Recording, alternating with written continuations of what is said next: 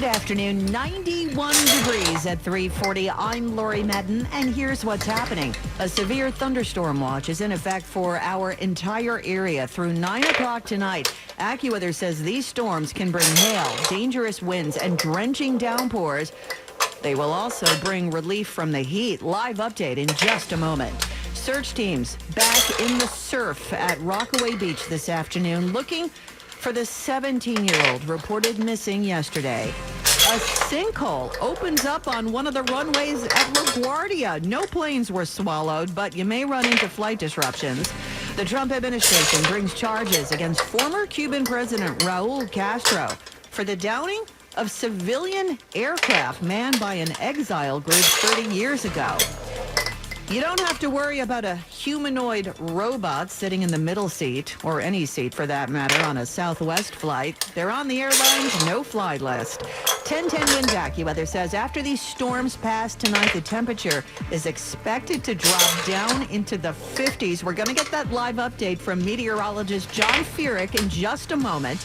But first, Winds News Time, 3:41. From the Mercedes-Benz of Edison.com Traffic Center, let's get you where you need to go. Here's Greg Rice. Well, here is the Bronx, northbound side of the Hutchinson River Parkway, getting up towards the drawbridge. You got a crash. It looks like you got the left lane out, and this is why the northbound Hutch is so slow all the way back to Westchester Avenue. Northbound 95 moves. It's slow, but you're going somewhere, getting up to 95. And then through the rest of the Bronx and into Westchester, 95 is going to be the better idea. Citybound side of the George Washington Bridge, we are looking at a 30 to 40-minute upper level go of it. Lower decks better. West Side Highway, slow ride from the 90s on up. Everything else is going to be worse than that. Northbound Deegan, best you'll find out of the Bronx. Over at the Lincoln, it's about 10 minutes in. The outbound side of the Lincoln Tunnel, an extra 20 minutes. The Holland, 40 minutes on the outbound ride. On the Jersey side of the Newark Bay Extension, that is going to be the best of it to and from the Holland Tunnel. To and from Staten Island, the Jersey bridges behaved, but the Verrazano Staten Island bound slammed on both levels. Upper's a little worse, and then westbound Staten Island Expressway crowded as far as Victory Boulevard. Greg Rice, 1010 wins at 92.3 FM. We have some rough weather on the way this afternoon, but on the other side of these storms comes cooler temperatures. For the very latest on the forecast, we turn to AccuWeather's John Feerick. John. Yeah, the heat and humidity providing the fuel for some thunderstorms to get going across the region. Temperatures up into the low and mid-90s in a lot of places right now. And now we have some thunderstorms that are starting to get going. Severe thunderstorm watch runs until 9. We've got one storm that's moving by just to the north of the city right now, moving through the Scarsdale area, heading over toward Port Chester. As quickly as that moves in, that moves on out. But there's more off to the west. And these storms are going to be capable of producing damaging wind gusts, hail, as well as some flooding downpours here late this afternoon into the first part of the evening. And then, as you said, behind these storms, it's a whole lot cooler. Tomorrow, we're only up into the mid-60s, and it looks like it stays cool right through the holiday weekend. Okay, John's going to keep his eye on these storms for us. Make sure you stay with 1010 Winds for the very latest. As Long Islanders get ready to head back to the beach, a new report card is out on North Shore beaches. Look at this water. It's gorgeous. Just describe it. It looks like diamonds. It's beautiful. It's shiny. This beachgoer, complete with her sun hat, could not stop staring at the water here at Hobart Beach in Northport, which got an A+ rating from Save the Sound. We're going to swim here. I bring my niece. Two girls, they like to come over here to swimming, and because the beach is nice and clean. The organization throughout the year checks the water for bacteria levels.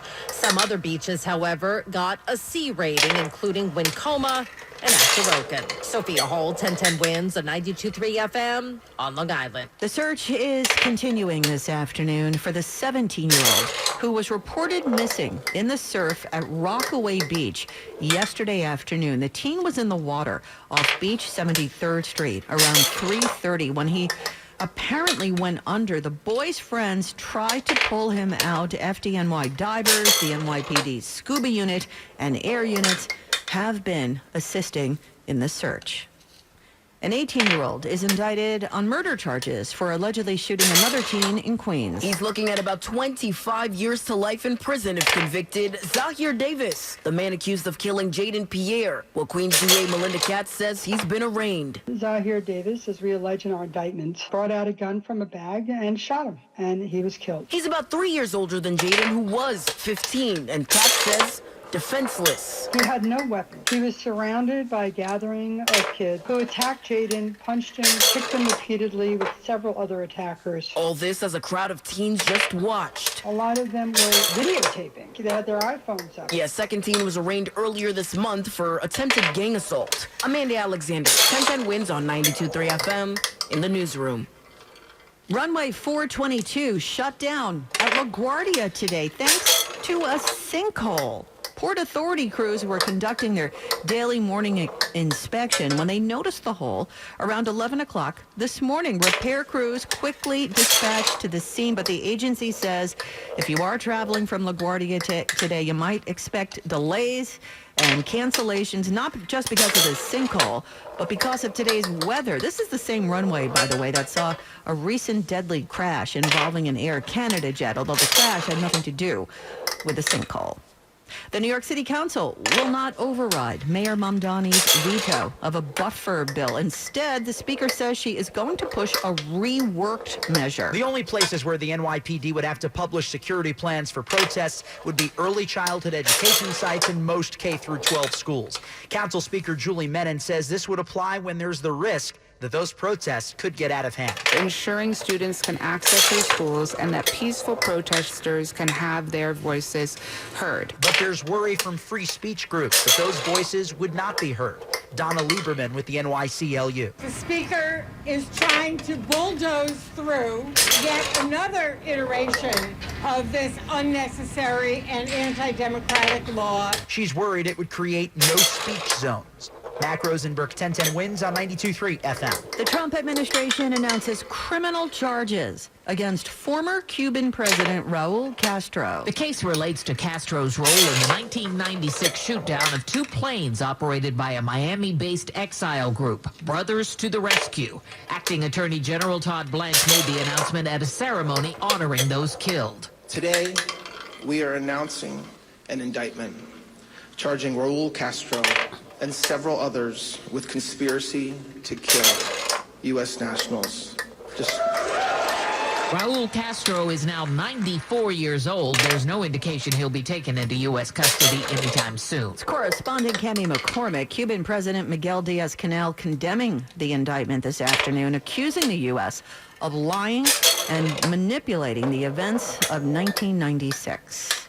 An update today from the World Health Organization on the risk of a global spread of the Ebola virus from Congo and Uganda. WHO assesses the risk of the epidemic as the high at the national and regional levels and low at the global level. WHO has declared the outbreak a public health emergency of international concern requiring a coordinated response. Today, health officials expressed concern over the scale and speed of this outbreak. So far, 51 cases have been confirmed in Congo's northern provinces. You never know who you might be sitting next to on a plane. But if he flies Southwest, there is something you won't be sitting next to. A few weeks ago, there was a situation on a Southwest Airlines flight from Oakland to San Diego. The flight was delayed while airline personnel tried to figure out if they could fly with a humanoid robot strapped into a seat. You know, the robots that look like humans, they can dance and walk and everything. The company that owns the robot had bought it a seat heading to an event it was set to perform at. But Southwest determined the robot's battery was too big and it could not fly. Now Southwest is making it policy. Any robot designed to resemble or imitate human or animal appearance, movement, or behavior is banned. Alex Stone, ABC News. New York Magazine is heading into the Murdoch empire. James Murdoch, the younger son of media mogul Rupert Murdoch, is buying the Vox.com property. Terms were not disclosed. Murdoch is also requiring the Vox podcast network, which distributes dozens of shows, including Kara Swisher and Scott Galloway's Pivot. But first, Wins News Time 3:51. Let's get you where you need to go. Here's Greg Rice. Well, here is what you need to know about the bridges and tunnels. Citybound George, not getting better anymore. We're back up to 30 to 40 on the upper level and a solid 20 minutes on the inbound lower level of the George Washington Bridge. Getting you out of town, while the northbound west side highway, sluggish as that is, from the 90s up to the water treatment plant, that's going to be the best of it out. Northbound Deegan, best out of the Bronx. Lincoln, about an extra 20 minutes in. Outbound side of the Lincoln Tunnel, we are looking at an extra 30 minutes from 11th, better from 9th. Holland Tunnel, 45 minutes on the outbound ride. Inbound Skyway is a bit messy. The Newark Bay extension is better. Throgs Neck Clearview combination, for all of its faults, and it's got plenty, it's the best of what you've got across the Upper East River. BQE out of Queens into Brooklyn. The westbound standstill from Northern Boulevard over to the Kosciuszko Bridge because of exiting trouble. Looks like the exit ramp subject to closure on the westbound BQE over at Meeker and Morgan Avenues. Greg Rice, 1010 Wins at 92.3 FM. Let's get a check now of your AccuWeather forecast. Here is meteorologist John Feerick. A severe thunderstorm watch is in effect until 9 p.m., and some storms are starting to pop up across the region. One's been passing by just to the north of the city over the last half hour or so. Another one popping up over Nassau County out there toward Locust Valley, heading over toward Bayville, it looks like. But nothing severe, or at least nothing in terms of warnings right now, but that's going to change a little bit later on this afternoon. Line of storms moving in from the west after 5 or 6 o'clock, capable of producing damaging wind gusts, hail, as well as drenching downpours. But behind these storms, the heat comes to an end. We'll have some leftover showers late tonight, much cooler, down to 58. Some rain and drizzle tomorrow morning into the early afternoon, drying out late in the day. We're up to 64, then partly sunny Friday, high 67. And then it looks like we'll see some rain and drizzle, and it'll be kind of cool for the holiday weekend. Right now in Central Park, 89 and partly sunny. Going down to 58 tonight in Midtown. I'm AccuWeather's John Feerick on New York's weather station, 1010 Wins at 92.3 FM. As we head into the holiday weekend and summer travel period, you no doubt already know how much it's going to cost you to go away this year. The reality's sinking in for everyone. Steve Hoskins from Rochester, New York, traveled to Nashville, where flights are up $121 compared to last year. There's sticker shock on like pretty much everything we do. Sally French at NerdWallet says there's inflation across the board, but for airfares to be up this high is really suggestive of not just higher fuel prices, but even higher demand. The average domestic airfare nationally is up $89 from the same time last year. It's correspondent Allison Keys. When it comes to a younger generation buying homes, there's apparently a gender divide. Between July of 2024 and June of 2025, single Gen Z women made up 35% of all home buyers of their generation, almost double the rate of single Gen Z men. Gen Z, by the way, is typically people under the age of 29. The National Association of Realtors says single women across all generations made up a quarter of all home buyers, while single men accounted for just 11%. Even so, older generations and married couples represent the largest share overall of home buyers across the country. Sherry Preston, ABC News. Now Bloomberg Money Watch. Just ahead of the closing bell on Wall Street, looking strong. Index is up 1% or more. Dow rising 631, NASDAQ up 381, S&P up 74. Intuit, maker of financial software TurboTax and QuickBooks, reports earnings this evening with sales expectations high for the quarter that included tax season. But the biggest attention on the firm is jobs. Citing a company memo, Reuters was first to report Intuit is cutting 3,000 jobs, 17% of its workforce, to streamline operations and sharpen focus on its AI efforts. Comes the same day Facebook owner Meta Platforms begins handing out what ultimately will be 8,000 pink slips thanks to its own AI push.